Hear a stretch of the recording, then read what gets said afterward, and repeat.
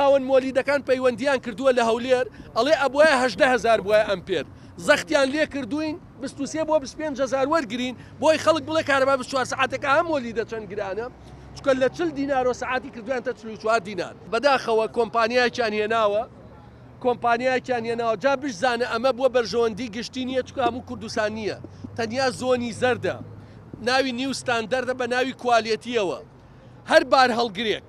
لە کەلار لە سلێمانی وە بێت یان لە شارەکانی تری عێراقەوە بێت یان نەخێر لە دەرەوەی وڵاتەوە بێت و لە بەسرە بۆ نمونە گومرگی کردووە هەموو پشکنینی هەبێت بە ناوی پشکنینەوە پارێکی زۆر وەرەگرت لە 300,000 400,000 تەنانەت خەڵکەیە بۆ دووەک ڕۆشتووە لە مووسڵەوە ئەڵێ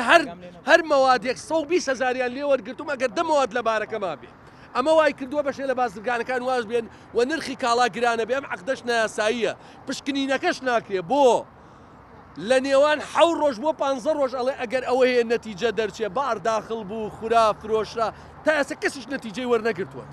پاشان ئەمە ئەرکی دەوڵەتە یا کۆمپانیایەک بۆ ئەوەی ئەگەر بە معدەلی 300,000 بێت تەنیا لە سنووری هەولێر و دووەکە معقولە لە ساڵەکە 109 ملیار دینار وەرگرێت